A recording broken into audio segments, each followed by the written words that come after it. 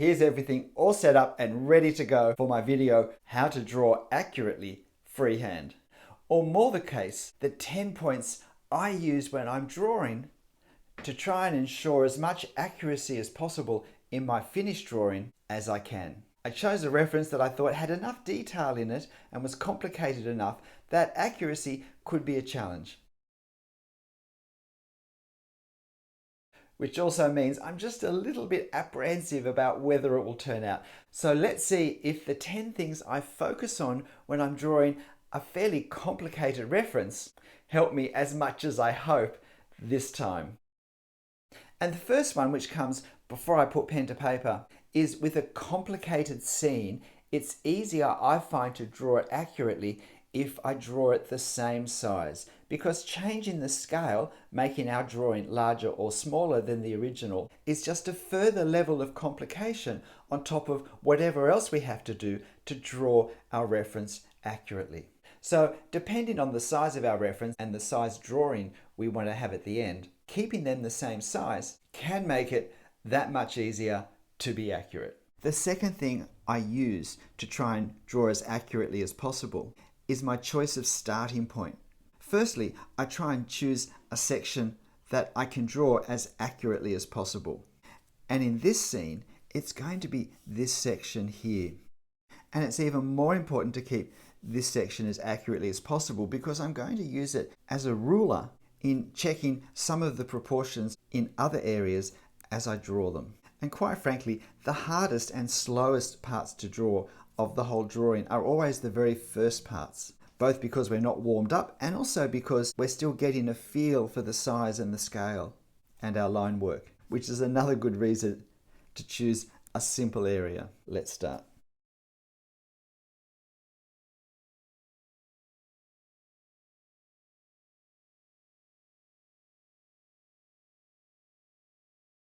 My third point is to always correct mistakes. You may have noticed that these lines, when I first drew them, I drew too shallow. I drew them at less of an angle than the perspective lines beneath them. And of course, as we move above eye level, our perspective lines have to become greater in angle.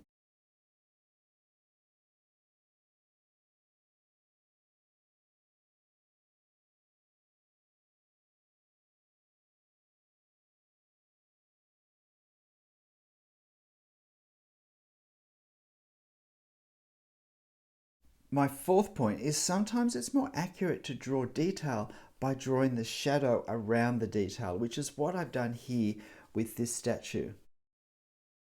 The statue is really more defined by the shadow around it than by trying to draw the actual shape itself. This is particularly helpful when there's really not room on our scale to draw all the lines that we feel like we need to draw to actually define the figure. By drawing the simpler shape of the shadow, we usually get a more accurate looking version of what we want to draw.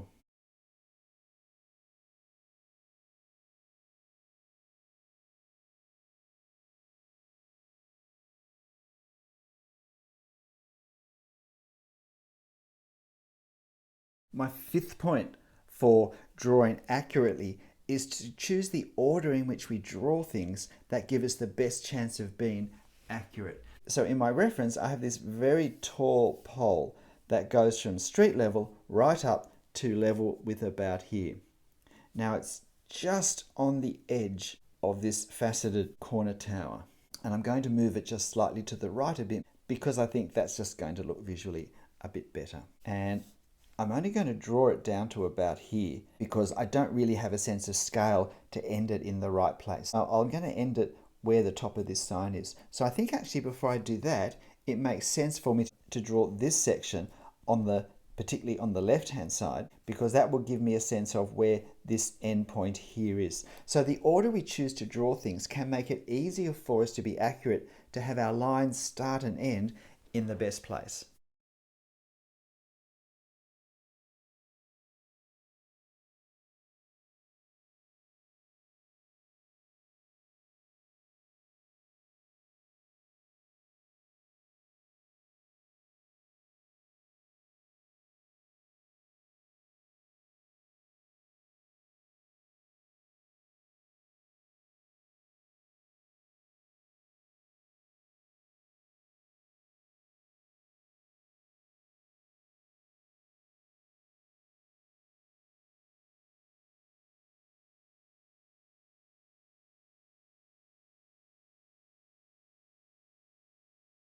I could keep going upwards, but I've got this line worked out. So now I want to work on progressing the drawing across in this direction. And that brings me to the sixth focus I have for drawing accurately, and that's to make sure I get the perspective angles correct.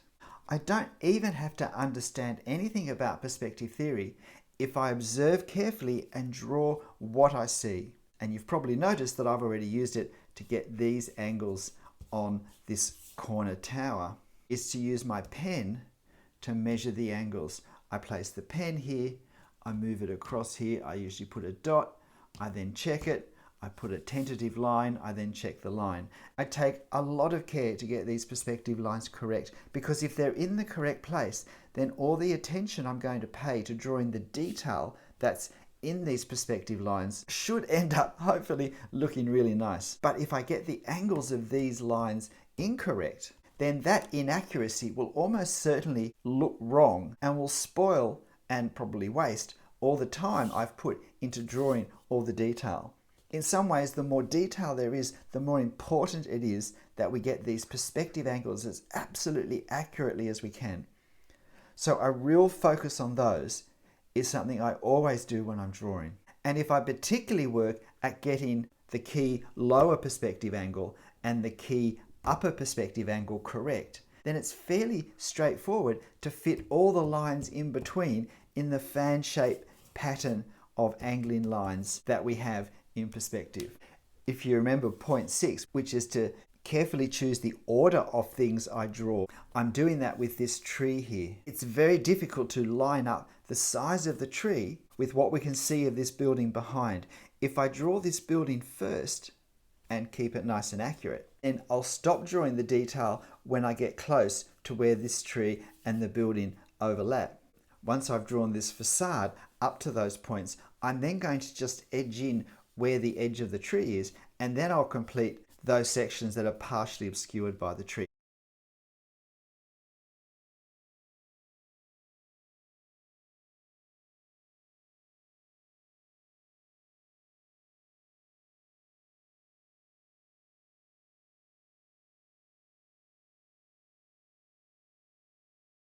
So the angle of these lines is too shallow. So I'm now going to correct them as per point number 3.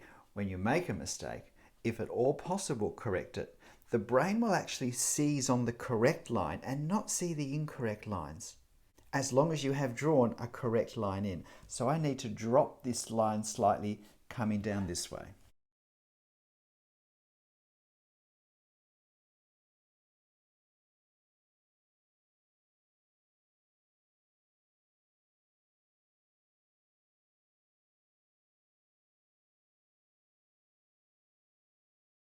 My 7th point, I think, I'm changing the order, I'm adding new points, so don't worry about the numbering. But my next point is pay extra attention to the verticals.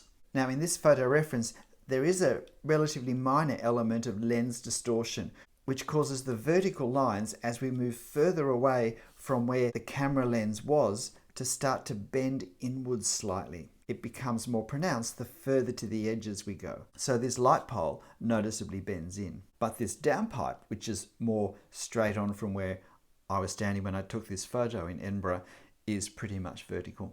I'm wanting to draw this just readjusting all these vertical lines so that they actually are vertical in my drawing. It is very easy to get what I call vertical line creep, which is where we start to angle and then they start to angle more and more as we move further out.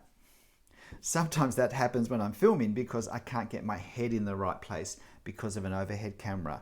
But more often it happens just little bit by little bit, and then we lose track of what is the true vertical line on our page. And see here, I've actually crept these lines over a bit. So I've managed to reassert the vertical with this downpipe here, which will give me a more accurate line to measure off than I managed to establish here.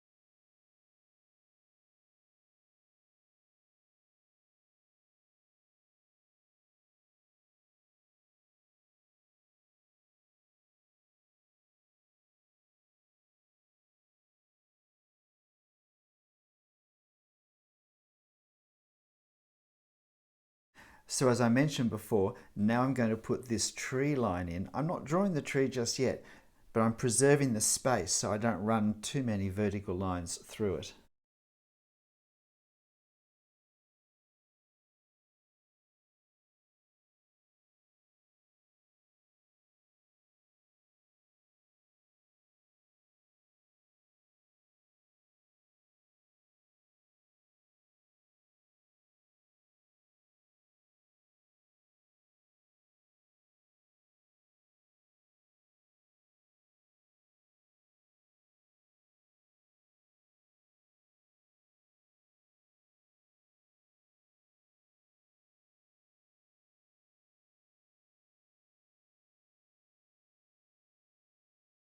I've just come back from having a bit of a break for lunch.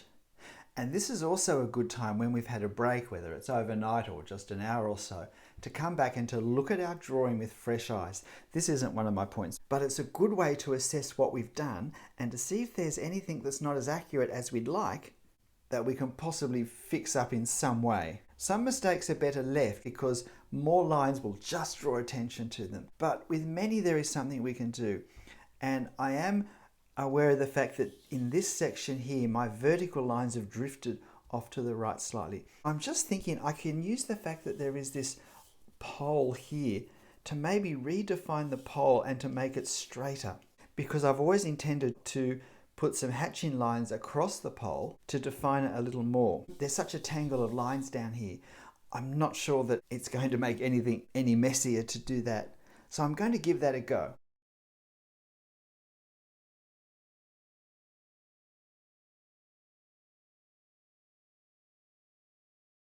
And I think that has worked quite well in giving me a nice straight line that's more parallel with these lines than what I had there was. Looking at it now, I think I could have moved it even slightly more to the left. It's certainly an improvement on where it was.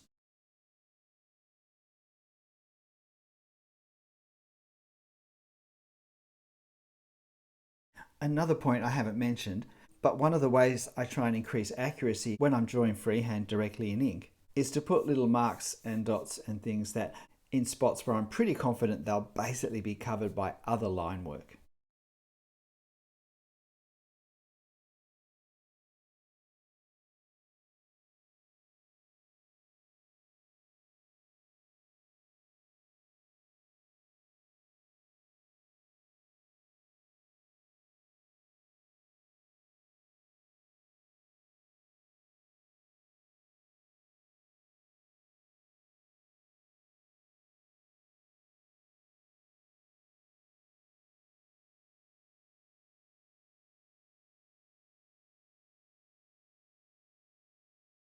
My next point is alignment. If I'm confident that my drawing is relatively accurate, then I compare where things I'm wanting to draw are with things I've already drawn in my reference.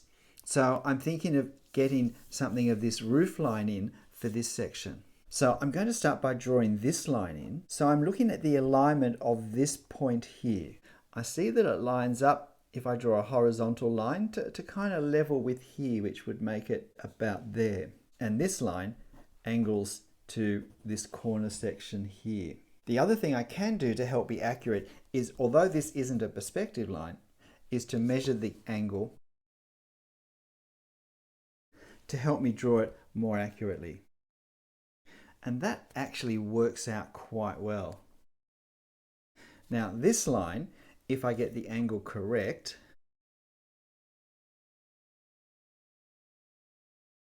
okay, is about here. Now I can see this line should go through about there in these little triangular gable ends. However, it looks like my gable ends aren't quite high enough, and this one is a bit small compared to the others. So what I'm going to do is keep the angle correct, but just drop the line a little bit. That angle looks okay, and because I've got this section, now I can get this roof line angle. So it's going to start about there. That's a tiny bit too steep, so I'm just going to flatten it ever so slightly when I draw over it. I'm not sure where to position this, so I'm going to draw this section first and then draw this after that. And that will also help me work out how to put this tree behind it.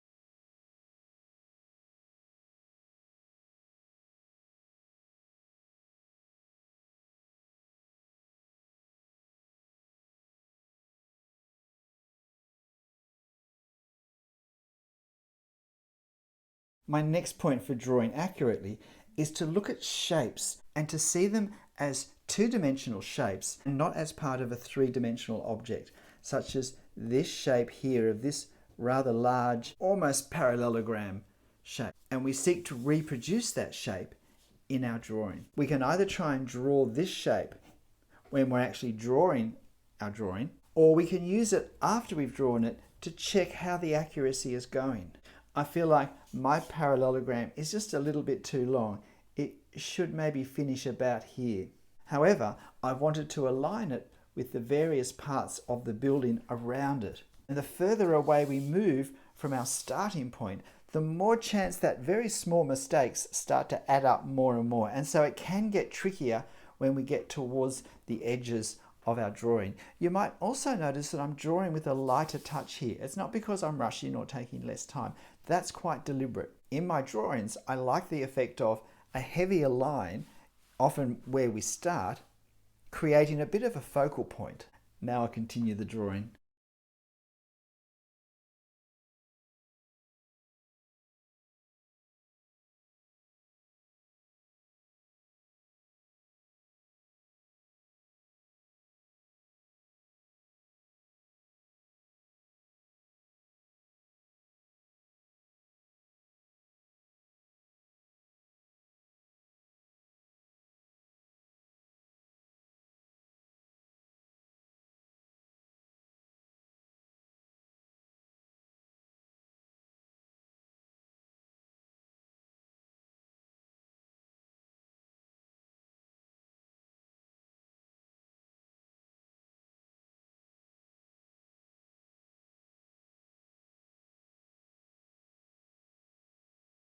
Okay, now standing up and looking at this, I think I've angled these lines a bit too much. Yeah, so I'll see if I can just push them back up a little bit. Has that helped or made it worse? That's always the dilemma. But it is what it is, and fortunately it's off to the side of our drawing. I've got 2 points I'm going to say now. The next area where I pay particular attention when I'm drawing freehand to try and ensure accuracy is to look at the foreshortening and make sure I get it correct. Now, foreshortening is the principle that things compress as they move further away from us. Now, whereas this side of the building is almost straight on, so this part is not much further away from us than this part. This side wall is moving away from us at a very steep angle. So this part of the building is further away than this part, and these buildings down here are much further away than this part of this corner building. Which means the further along they go, the more things appear to compress, the narrower they get in effect. A very common mistake with accuracy is to not foreshorten tightly enough and for these side views to stretch out too far, for windows to become too wide, and all sorts of detail invented for the windows simply because we know it's there from this front view, but it's not actually in this side view, or at least not as the windows move along. So really careful observation. One little trick I have to try and get the foreshortening right is I don't look at the length of this line, because it's quite hard to estimate and to draw diagonal lines. Instead, I look at the length of from here to here, and I seek to put a dot where that is. And then I put this line in, at least part of this line, before I do these angled lines, because it's easier in my mind to estimate from here to here and then do a vertical line in terms of accuracy than to get these angled lines and the length they are correct. It's also a good spot where we can look at this shape once we've drawn it, and we can also try to draw this shape as well. Another trick I do to increase accuracy is I change the thickness of my pen sometimes when I feel like the pen is too thick for the lines that I want to draw and how far apart they are. So I'm going to keep using my 0.3 just for the round the corner of this building, but then I'm going to switch to a 0.2 to do these other buildings. If I draw lines that are really too thick, that can in itself space the building too far along for the proportions in my reference.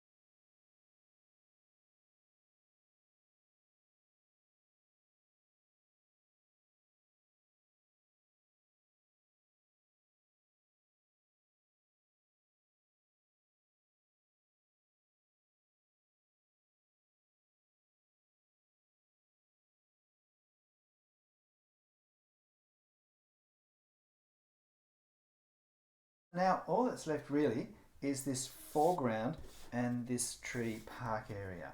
I'm going to start by doing these figures that are furthest away because that helps me to establish the scale better. So I'm going to start probably with these ones here, and that will also let me draw the building in behind. And again, this relates back to that point of choose the order which lets you draw as accurately as possible. If I draw this person here, I can reference I can use the building to give them a sense of scale. As I start to move across and draw these figures here, I can use the figures I've already drawn to reference more accurately how large I want them to be. I'm switching back to my 0.3 now for these figures along here.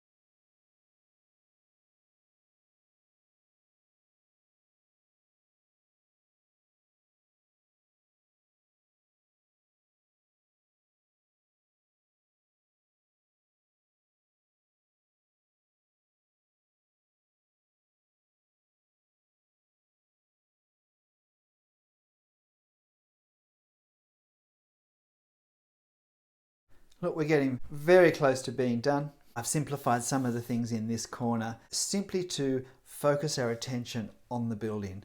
By creating a bit of space, with the lines around this figure. Attention is focused on them, and we're looking where they're looking, we're going where they're going. So his journey towards this building, which is the main subject of the drawing, becomes our journey. The last thing I'm going to do, I think, is just do a little suggestion of the buildings at the end of this street. And I'm going to use a 0.1 because that's also a good way to create a sense of distance by having a lighter line. And I'm certainly not going to do too much detail there. I really want to just suggest these buildings on the far cross street. I started with 10 things I do. I added a couple along the way, so it's probably a dozen. But these are the ways of thinking and of planning and of actually drawing that I use when I'm drawing a scene freehand to give me every chance to draw it as accurately as possible. So if you don't use any of those techniques, why not think about having them in your mind next time you draw? G'day, I'm Stephen Travers. Hope you found this at least interesting, but better yet, helpful. I'm just going to finish this. See you next time. Bye.